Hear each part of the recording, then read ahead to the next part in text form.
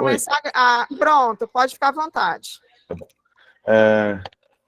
Um bom dia a todos. Meu nome é Davi. Antes de tudo, eu gostaria de agradecer a doutora Denise pelo convite e sempre falar que é um prazer sempre estar participando desses eventos nossos de imunomatologia, nas aulas de imunomatologia avançada.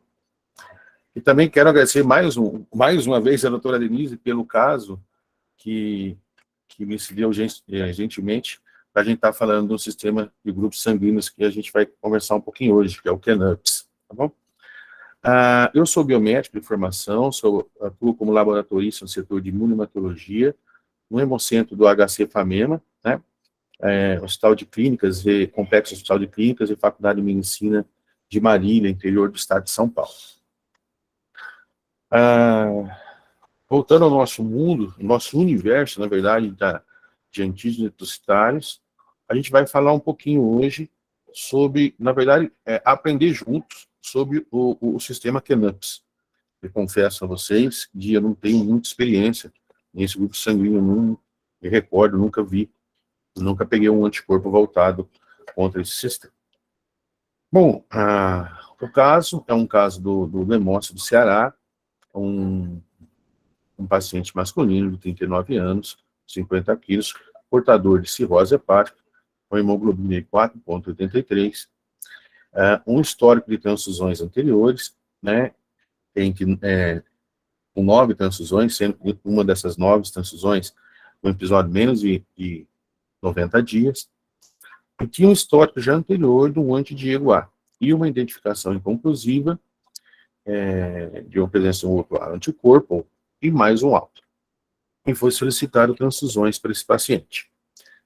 A tipagem do paciente mostrou-se A positivo, com conjuntas anteriores, a pesquisa de anticorpos regulares positiva. Nós estávamos esperando realmente a presença, acredito, do Diego, mas veio uma célula a mais, né? Aí, independente disso, a gente sempre vai fazer a nossa identificação, e foi passado um painel, desculpa, foi realizado um teste direto da antiglobulina, ao qual se mostrava positivamente fraco. Com isso, foi passado um painel de Jaulís e apresentou as reações um pouco fora do esperado. Esse é um painel de Jaulís, ele não está com a hemácia Diego, é uma hemácia que vem à parte, acredito que seja do fornecedor da Glifos, né? Vocês podemos notar que houve algumas reações fracas de positividade em algumas hemácias furtidas no painel, a qual a gente foi analisar, não chegamos a uma conclusão específica da necessidade do anticorpo. Foi realizado um painel, mesmo perfil antigênico da metodologia enzimática, aí aconteceu uma coisa interessante que nos chama a atenção. Aquelas hemácias que apresentavam reações fracas, surtidas no painel, apresentaram com testes com hemácias tratadas com papaína negativas, e exacerbou a presença de um anticorpo do sistema RH, um anti-E grande. É uma questão para a gente estar analisando que esse anticorpo em questão presente, o alto que seja, né, ele tinha presença do alto no LIS, mas não está tendo presença no alto na enzima. Isso que a gente pode ver aqui com outro perfil antigênico. Nós notamos? Nós notamos uma intensidade maior de positividade. Apenas com uma hemácia negativa, uma célula mais forte, que é a hemácia 3, né? Esse é um outro painel com mais perfil no Jaulís, mas você vê que várias reações aí de fraca intensidade, hemácia, em torno de 2 cruzes, uma célula a mais só com 3 cruzes. Aí a gente chega realmente, a gente sabe do histórico do Diego, temos a identificação do anti-E grande, mas tem mais alguma coisa, né? A gente verificou o cúmulo direto, então há necessidade realmente de a gente investigar esse cúmulo direto, ver se tem alguma resposta à transfusão. Então, houve a necessidade de realização do Eluato. E o Eluato, nos 2 perfis em Jaulís que foi realizado, mostrou-se negativo com todas as células. Todos nós sabemos, né, a doutora Denise, todos nós invejosos, assim, no bom sentido, que ela tem um painel complementar de identificação de corpo lá, genotipado, né, que acredito que todos nós que desenvolvemos imunohematologia, a doutora Denise coloca isso, que há necessidade de a gente ter esse painel selecionado, sem dúvida alguma, e esse painel, ele foi feito através do genótipo de alguns antígenos que não estão geralmente presentes nos painéis convencionais, né? E tem antígeno de alta e baixa frequência, aí nós temos Diego B negativo, nós também temos uma hemácia JSA, só que a gente passou, na hora que passou o soro, ou um gel líquido nesse painel, o que aconteceu? A gente notou que só tem uma hemácia negativa, e todas as reações mais fracas realmente, né? Essa hemácia número 3 aqui eu deixei colocado em outra coisa, porque ela é um RH negativo, é uma RR, e a hemácia número 6, se a gente analisar dentro desse perfil de painel genotipado, não chamava atenção em nada. Assim, contudo, né, havia necessidade de estabelecer um fenótipo desse paciente para analisar esses dados de uma forma melhor. Foi feito o fenótipo foi feito através da genotipagem, o fenótipo foi deduzido no genótipo, e a gente olhando assim, com os antígenos tanto de alta quanto baixa frequência, a gente não via nada de anormal, com exceção de um DANF-AB negativo, mas era um paciente portador do GATA mutado, então isso nos traz, novamente, apenas a possibilidade do DANF-A, mas não é em questão. Se a gente for verificar aquelas reações, não estava sugerindo isso até o momento. Mas, aí vem aqui, analisando esses fatos, né, até o momento, o que a gente poderia? A gente poderia já temos a presença de 2 hálogos anticorpos, e assim, uma coisa interessante que nos chama a atenção é a questão esses anticorpos não reagir, um outro halo, ou até mesmo alto, não reagem bem na enzima.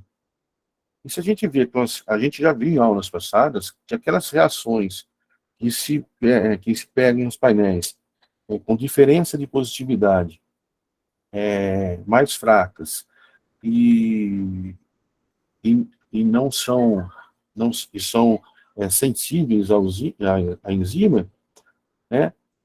Começando a analisar pelo mais simples, o mais comum dentre dos anticorpos, nós podíamos estar de frente a um Chiro Rogers, né? Sim, a gente já viu isso em aulas passadas aqui, que teoricamente é um anticorpo que incomoda, né? Já foi dito isso aqui, que incomoda e é o mais comum que a gente vê na nossa rotina.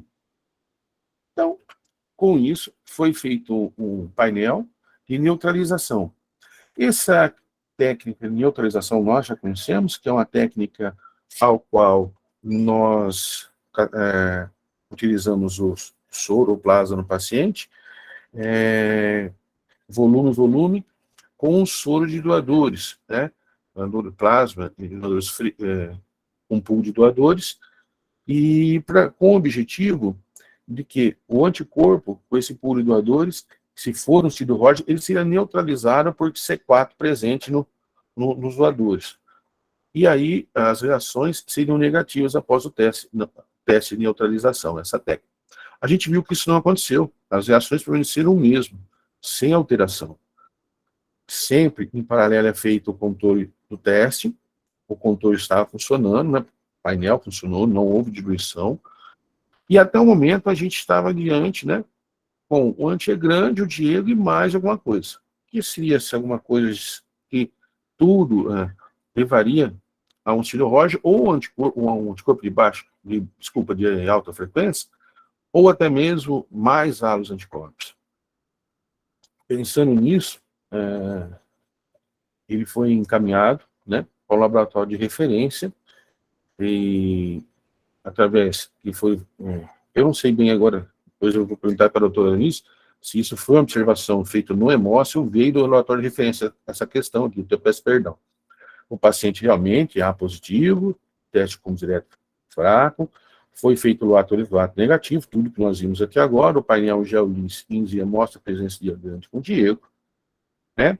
Foi identificado um anticorpo adicional? Sim, ele é um anticorpo adicional, a gente não tem essa especificidade, mas como característica apenas a técnica de GeoLIS com um título de 1 score weight, quer dizer, é um título fraco, depois que se começa a diluir, ele acaba perdendo. Foi realizada técnica de haloadsorção com hemácias do doador, de doadores com fenótipo compatível. Verificou-se que houve absorção, né, desse anticorpo, mas ele não se diluiu. É uma outra característica que a gente está pensando também. Uma questão interessante, que o laboratório de genotipagem posicionou ao EMOSSE, o laboratório de referência, eu acredito que seja o Einstein, que foi encaminhado pela questão da Grifos, ter essa parceria com ele, que alguns dos nossos pacientes já foram encaminhados para o Einstein. E o que nos chama a atenção, que nós, naquela genotipagem, não havia nada diferente, na primeira realizada no EMOSSE, nessa segunda a gente viu uma questão interessante, que um Cnaps, o gênero Cnaps, num polimorfismo, ele era -5. Ele não tinha um antígeno de alta frequência populacional, que é o YKA. Né? Então, isso levou-se à conclusão, pelo laboratório de referência, acredito eu, que as análises sorológicas, junto com aquele resultado da genotipagem, estão sugerindo um provável anticorpo de alta frequência, que é o anti-KA, no qual, segundo os dados da literatura, ele não apresenta significância clínica. Né? Então, se houvesse a necessidade de transfusão, era recomendada a utilização de um R1R, igual ao fenótipo do paciente, um Edward negativo, e Kel negativo, e um Diego A negativo, com o qual ele possui o seu segundo anticorpo. Bom, sabendo dessa questão, desse provável anti-KA, então, do sistema Cnaps, a gente vai falar um pouquinho sobre eles. Anteriormente, né, nós já vimos isso, e alguns antígenos eram considerados HTLA, tinham características no sistema envolvido de HTLA, ao qual os anticorpos eles apresentavam reações fracas e um alto título, né? Nós não vimos, pelo exemplo, não vimos o título desse aí, mas e nesse grupo eles eram inseridos o Chido Rogers, o Cnaps, até alguns tempos atrás, o MC Coy, o Sven Lenwin, o Coast, o York, o JMH, Holiday, Gregory e o Cartwright. A gente sabe que essa questão de HTLA, hoje a gente está vendo que isso já está caindo, não está sendo muito mais utilizado, na verdade, por questões que na verdade, não é em relação ao anticorpo que ele tem esse alto título e baixa avidez. A gente já verificou-se, com dados na literatura, que, na verdade, eles geralmente estão envolvidos a baixa expressão do antígeno. Então, esse conceito não é tão verdadeiro, que a gente é tão verdadeiro quanto fala. Então, com isso, já está sendo mudado. Então, vamos falar um pouquinho do nosso sistema Cnaps, né? O ISBT, ele é o 22, ele é um gene, né? É o gene KN. Esse gene está localizado no cromossoma 1, dentro de um cluster regulador de complemento. Esse gene possui 130, 160 quilopares base. O DNA genômico dele possui 39 exons, e esses, por mutações no sense, né, com pais SNP, ele forma os alelos. Hoje, pela SBT, a gente vai falar um pouquinho de cada um, do Cnaps 1, o 2, o 3, o 6, o 4, 7, 9, 10, e a proposta nova que saiu do 11 e do 12. Esse gene codifica uma proteína receptora de complemento, que é a CR1, né, onde estão inseridos, são marcados por CD35, estão inseridos nossos grupos, nossos antígenos do sistema Canops. Essa proteína é uma proteína glicosilada, de passagem única pela membrana eritrocitária, está presente em granulócitos, monócitos, linfócitos, T e B, células dendríticas, podócitos renais, e uma pequena quantidade no plasma. Essa informação já nos alerta alguma coisa, uma questão que aconteceu no caso, que a gente vai falar posteriormente.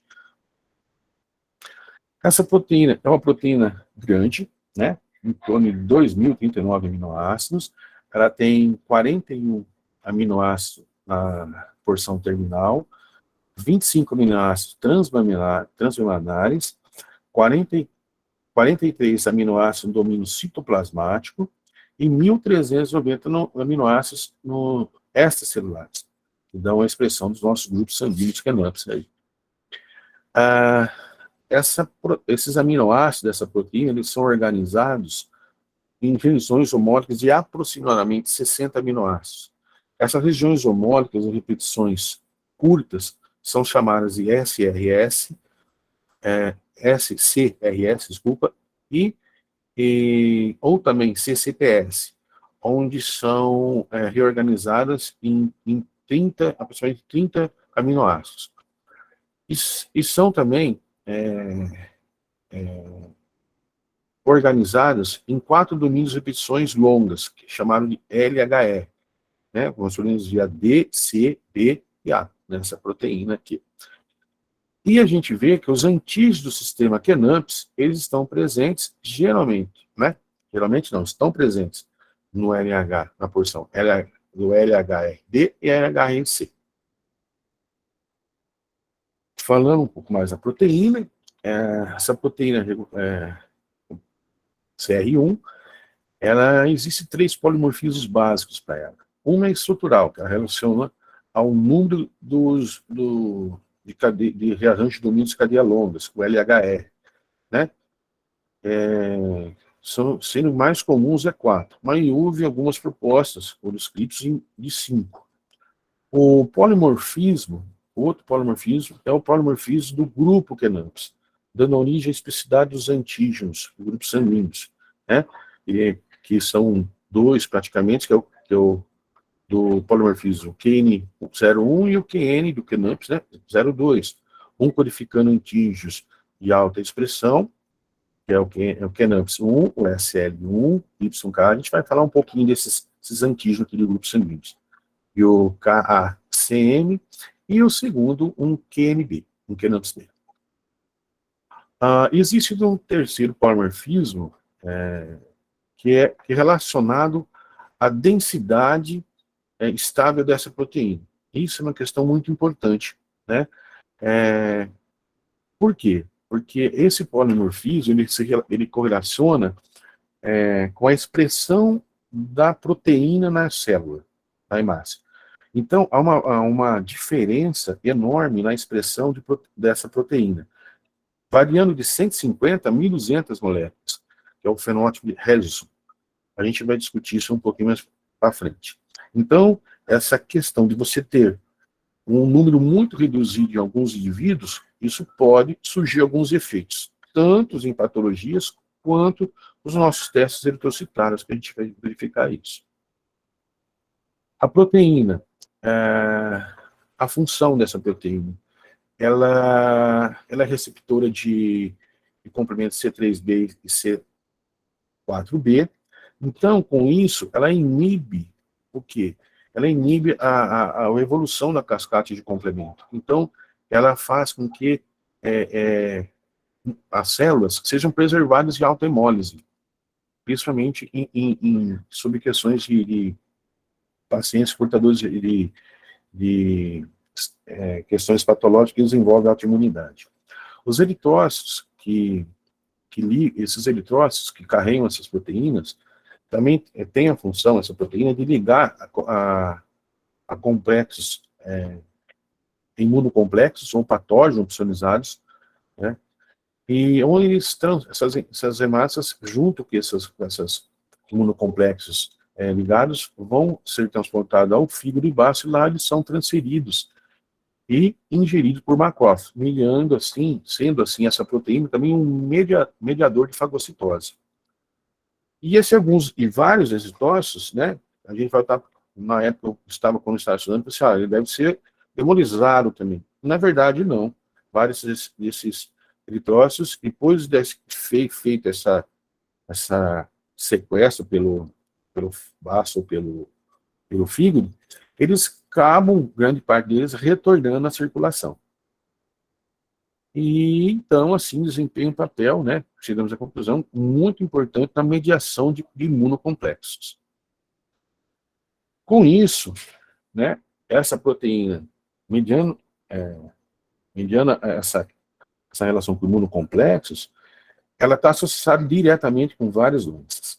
Em 1991, o WHO identifica que a proteína CR1, onde estão presentes os kenamps, elas são ligantes, né, são diretamente na formação de rosetas em eritrócito infectado por Plasmodium falciparum. Com isso, essa roseta, se a gente não vê um caso aqui, mas é uma forma muito grave da malária, né? E então, verificou-se que o fenótipo, né, quem tinha o fenótipo CLA do sistema kenamps negativo, tinha uma ação bem reduzida na formação de roseta. Então, ele podia fornecer uma proteção com a forma grave da malária. E verificou isso em negros.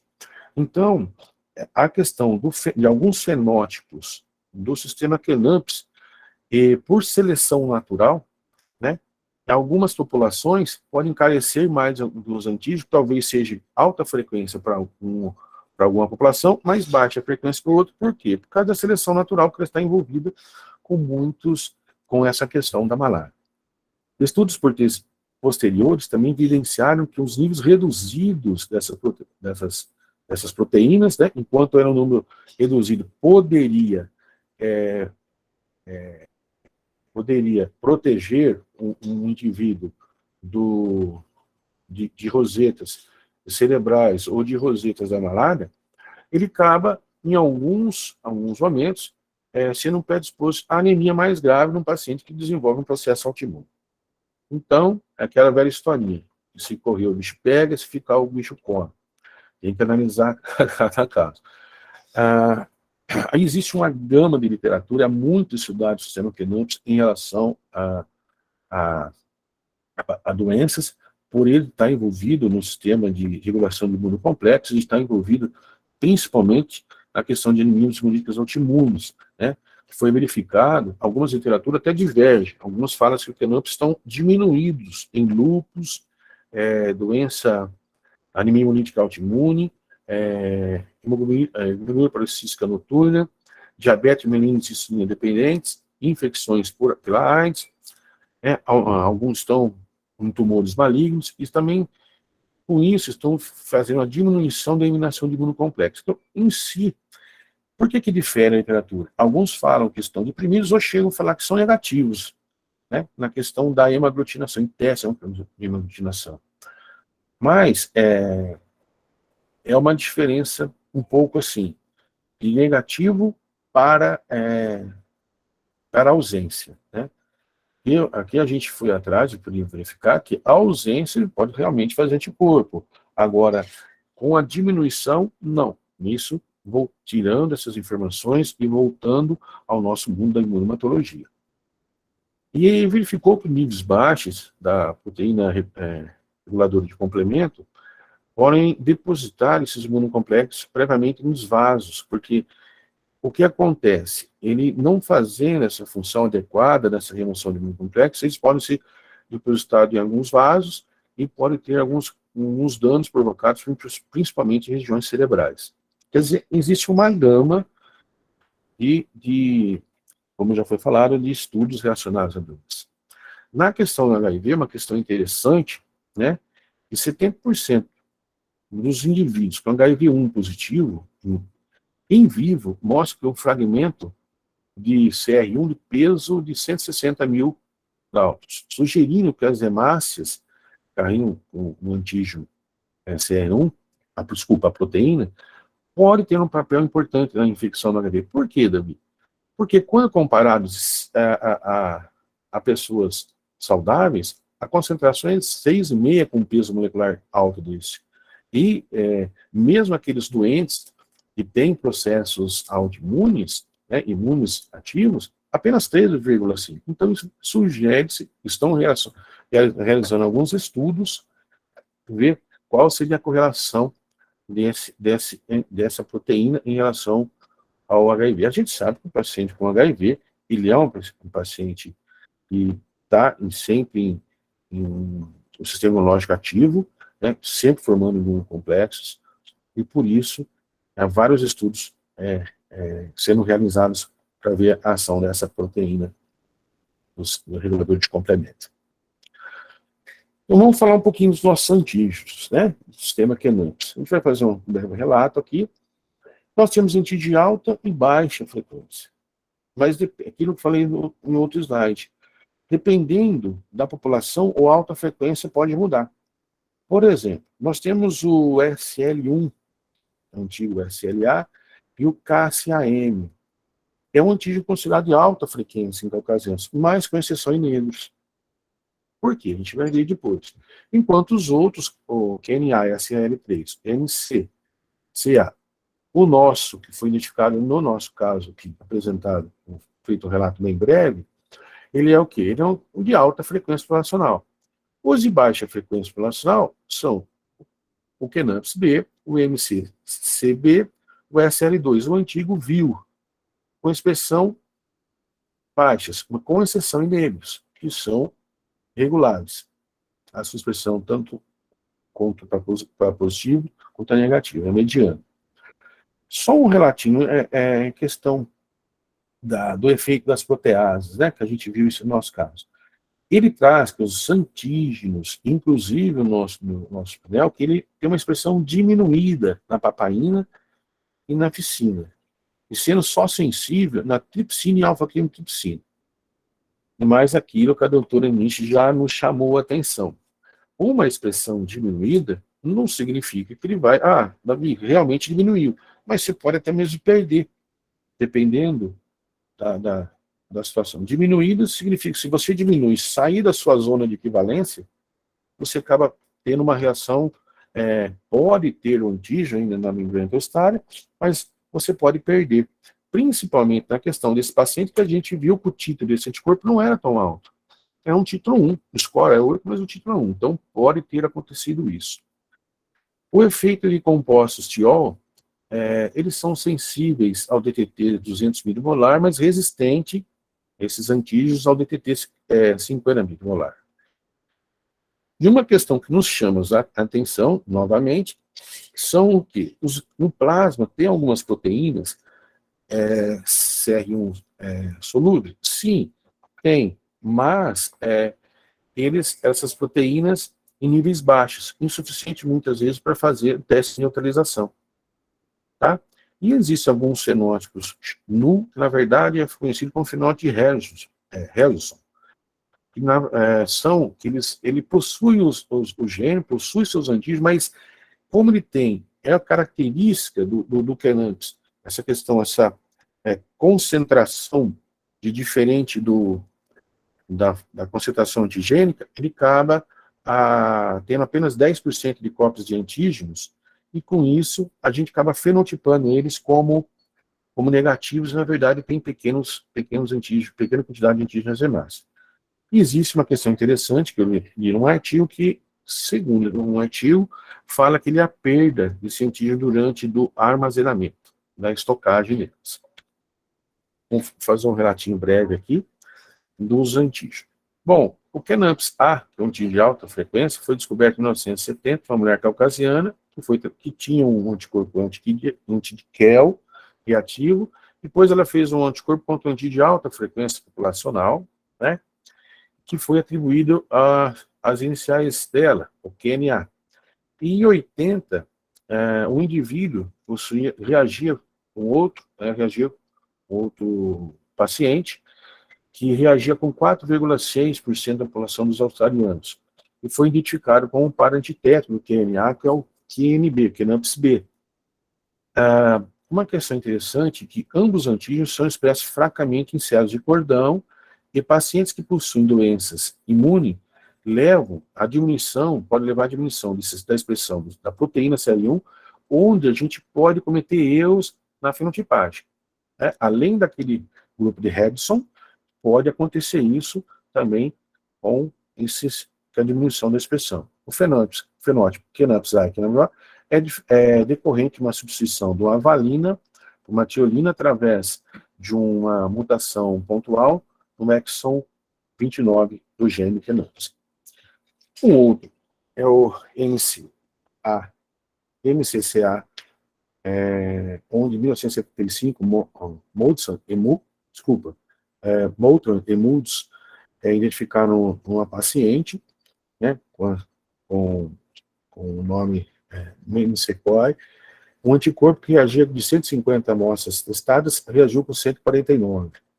E esse soro ficou alguns tempos no hospital, foram fazendo vários testes, ao qual em 78 demonstrou que a presença de um anticorpo ia apresentar todas as características de ser um sistema do QNAPS. Ele estava até que era um QNAPS-A relacionado com ela, mas depois ele ficou por testes posteriores que eram um outro antígeno, um anticorpo confrontado a outro antígeno, mas que se enquadrava dentro do sistema QNAPS.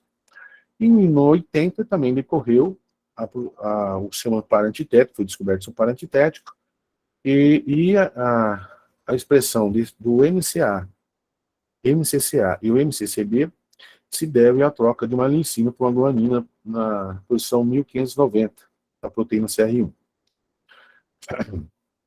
O antígeno CL1, antigamente chamado de CLA, e o CL2. O antígeno CLA foi reportado também em 80, quer dizer, 80 foi o ano do QNAPS, né? Tudo desencadeou assim. Onde foi encontrado em duas pacientes, a Sweeney e Landry, através de análises moleculares, né, em estudos, caracterizou o antígeno em 2000, e onde ele se enquadrava no sistema QNAPS, e foi renomeado para SL1, né, SL devido ao nome das duas pessoas, as iniciais das pessoas que foram identificadas pela primeira vez. O SL1 é considerado um antígeno de alta frequência populacional, com exceção em negro. Por quê, Davi? Porque é aquela velha história, o SL1 é positivo, ele pode caracterizar a forma mais grave, roseta, a forma mais grave da malária. O SL1 negativo, que a gente já viu, né, ele protege esses indivíduos da forma mais grave da malária. Com isso, 60% dos negros são positivos. Nós temos aí 40% como negativo. E isso, acredite-se, por seleção natural, então. Tá? Mesma coisa, proteínas que essa é a característica para todos os antígenos, que a expressão fraca das proteínas, nós podemos cometer erros na fenotipagem pela questão da concentração do antígeno. O seu par antitético, o CL2, anteriormente chamado devido ao nome de Viren, era antivil. Depois, em 2000, como estudos moleculares, conseguiu correlacionar ao par antitético do SL1. A presença do SL1 e SL2 é decorrente da substituição de uma arginina por uma glicina no exon 29. Nós podemos verificar que todos, por enquanto, estão no exon 29. São mutações de troca de nucleotídeo, né, de SNP, dentro do exon 29, levando uma troca da arginina para a glicina. O SL2 em caucasianos é 0,1%, enquanto em negros, 80%. Acredito pela questão do SL1 ser mais negativo, então sendo um SL2 positivo. O SL3, na verdade, em 2002, um anticorpo detectado na mulher, que reagiam com as suas células reagiam com 6 pacientes que tinham SLA, ou agora chamado de SL1, e não reagiam com 2. Estudos verificou-se, realizados posterior, que era uma subdivisão do antígeno de alta frequência SL1. Por quê? Porque ambos, na verdade, o SL3, ele tem que ter a expressão de dois aminoácidos para estar ausente. A gente pode ver isso no quadrinho aqui, né? Enquanto o SL1, você todos na posição 1601, se você troca a arginina com a glicina, enquanto a arginina indica a presença do antígeno de alta frequência, SL1, a glicina ele é ausente o antígeno de alta frequência e é presente o de baixa frequência. Mas, né, o antígeno de alta frequência com SL3 negativos, isso era identificado, era comum até em negros. Só que o antígeno de alta frequência, SL1, presente e um SL3 negativo, né, e dá uma arginina, um aminoácido 1601, mais uma troca de uma serina por uma tirosina no 1610, essa combinação expressou um anticorpo, desculpa, um antígeno SL3 negativo. Por isso que acredite-se até hoje que é uma subdivisão do SL1, um antígeno de alta frequência. E o nosso, né, vou tentar nossa aqui, no nosso YKA. Em 1969, foi identificado um anticorpo que acreditava que era um anti-CS, mas, na verdade, porque ele reagia com várias hemácias negativas. Só que em 1975, com estudos posteriores, verificou-se que não era bem assim, que esse anticorpo, né, ele tinha características bem similares a esse antígeno de alta frequência, e tinha semelhança ao sistema Kenamps. Ele recebeu o nome de anticorpo de anti-KA devido ao antígeno, devido ao anticorpo identificado na primeira pessoa, que é a senhora York. E é um antígeno, eles são enfraquecidos também em razão da codominância do Lutran AB negativo. A expressão, a mesma característica para antígenos do sistema Kenamps, a sua expressão são fracas em cordões, eles são positivos. Perdão, eles nascem, né, com positividade no cordão, mas a expressão é fraca, não é ausente. Os pacientes que possuem doenças, principalmente doenças autoimunes, podem levar à diminuição da expressão.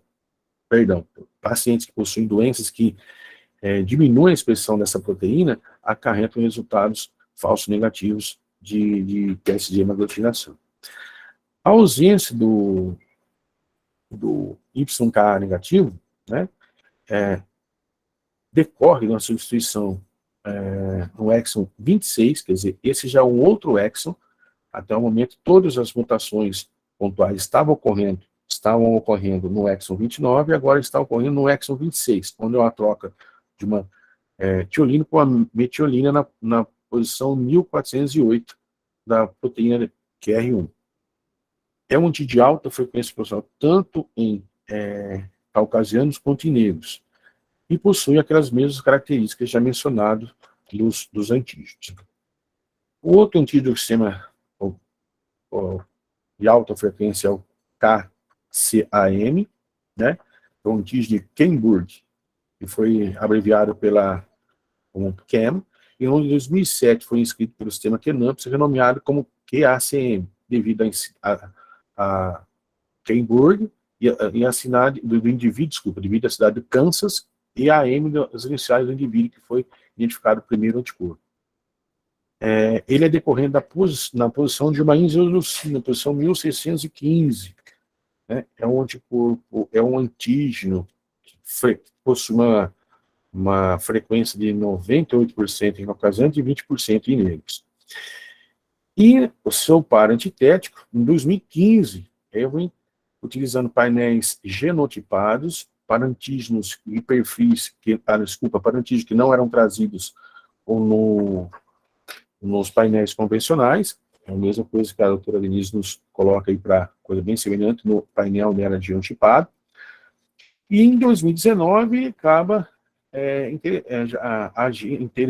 acaba descobrindo um anticorpo contra um par antitético que é o QDAS, o par antitético do KCAM, né? Que é onde é uma troca daquela isoleucina, do exon 29, por uma valina. A sua frequência é de 23% caucasiano e 87% em negros, tendo as suas mesmas características. Já em 2020, esse estudo aqui, né, da Transfusion, foi publicado na Transfusion, é apresentado um novo par antitético. Foi feito várias pesquisas em cima, né, foi verificado painel de proteína recombinante, teste de autorização com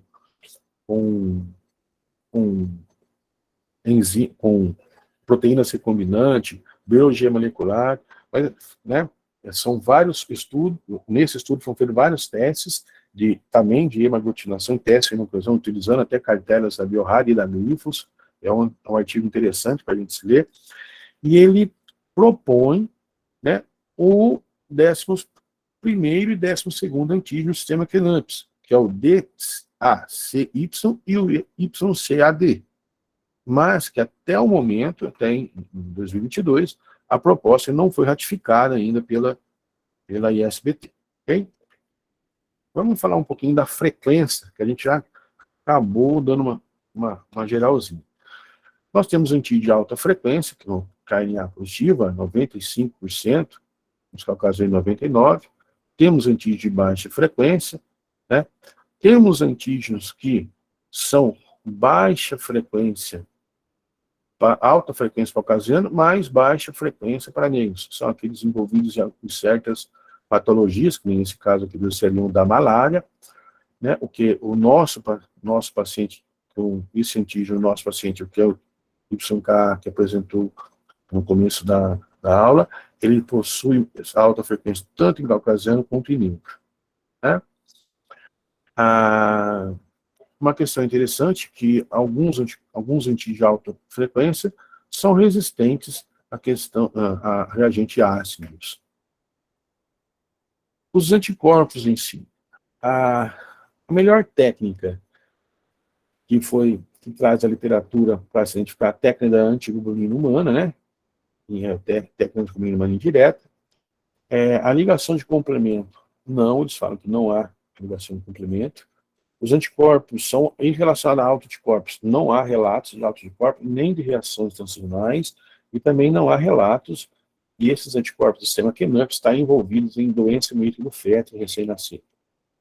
Técnicas de absorção e eluição. A literatura fala que eles são absorvidos, mas não são bem eluídos. Né? A técnica de eluição não se mostra tão eficaz. Foi isso uma questão que aconteceu no nosso caso, né? Que a gente fez, que a gente conversou no começo.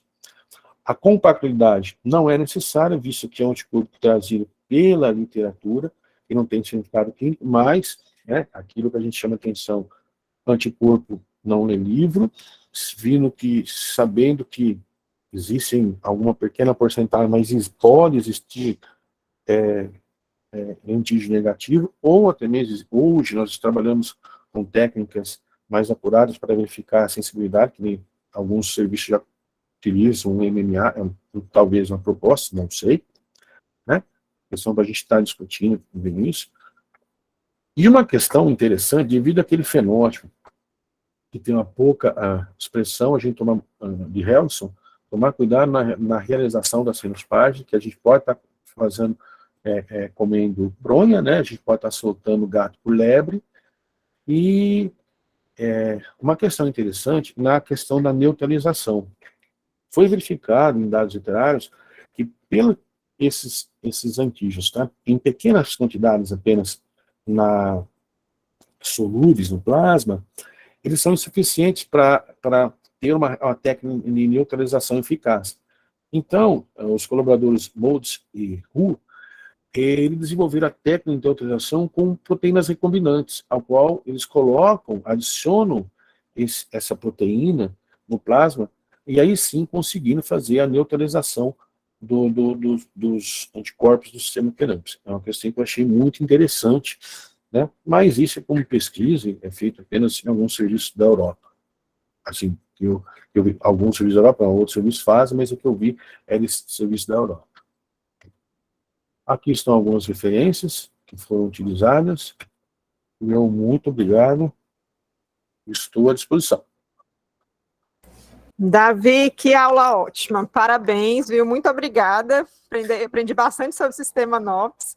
A gente deu uma lidinha quando a gente teve esse caso, né? Foi um caso que judiou um pouquinho da gente. É muito ruim a gente não ter como identificar o anticorpo, né? Então, realmente, foi identificado no Einstein, né? Que foi o laboratório de referência que a Grifols mandou. Era um anticorpo que não tinha importância clínica. Eu acabei de mandar uma mensagenzinha aqui para o Everaldo, que a gente conseguiu finalmente comprar os insumos para começar a MMA.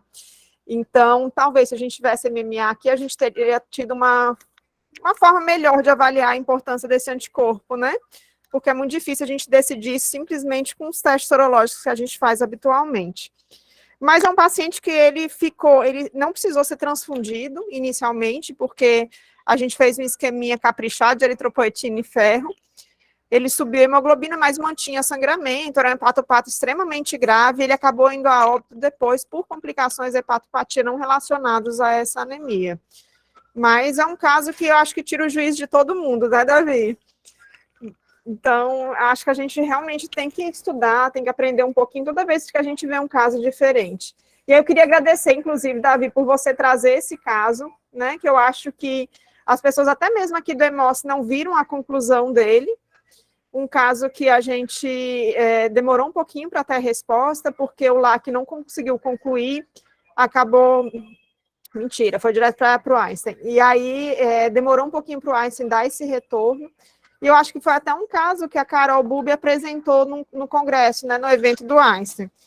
Então, agradecer mesmo, porque é bom a gente olhar, né, o que tem acontecido no nosso serviço e lembrar que existem coisas que a gente não está habituado a ver, mas nem por isso elas deixam de existir. Alguém quer fazer algum comentário? Davi, o que você achou dessa aula desafiadora? É isso, a senhora já respondeu por mim, desafiadora, essa é a palavra. Mas assim, sabe, doutora, é uma questão que eu acho interessante, que a gente espera resolver certas coisas, e assim, o anticorpo, independente de ter significado clínico ou não, nos assusta um anticorpo desse, né? Ah, são reações fracas, será que eu não posso estar perdendo alguma coisa? Porque até então, eu até liguei para a senhora, lembra? Eu falei, doutor, mas a senhora transfundiu? Eu falei, não, Davi, ele não precisou ter transfundido.